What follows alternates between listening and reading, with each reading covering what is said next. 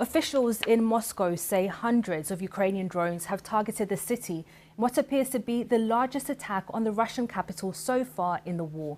3 people are reported to have been killed and at least 20 injured. Russia's defense ministry said it shot down 337 drones aimed at Moscow and 9 other regions.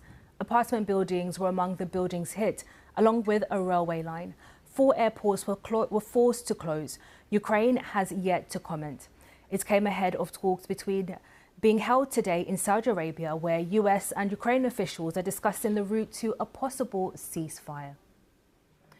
Our correspondent in Kiev, James Waterhouse, says Ukraine has made no comment on the attack carried out in Russia last night.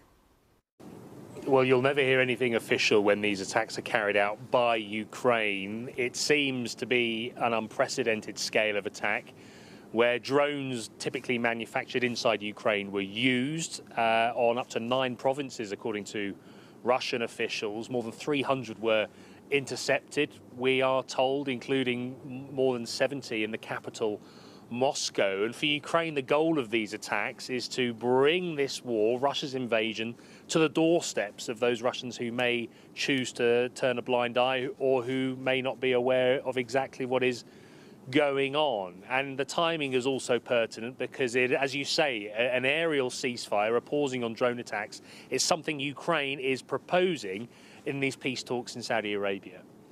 James Waterhouse reporting there. Well, our State Department correspondent Tom Bateman is travelling with a US delegation in Jeddah.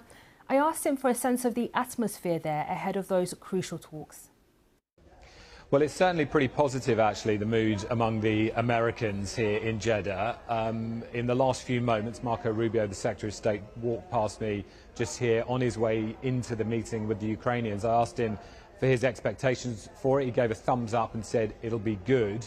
Now, on the way in to Jeddah, he spoke to us on the plane, saying that what they're trying to do here is establish the Ukrainians' intentions, and basically they were unhappy that they felt the Ukrainians weren't committed to President Trump's plans for a quick truce with the Russians. And I think this is basically about trying to see if, as far as the Americans are concerned, the Ukrainians are serious about this. Now, also on the way in, I spoke to Andrei Yermak, a top advisor to President Zelensky, who was in that meeting, and asked him also what his expectations were. He talked about the meeting in a very constructive sense. He said they were open to their American partners. They wanted to see what the proposals could be for getting to a ceasefire. That's exactly the kind of language I think that President Trump wants to hear.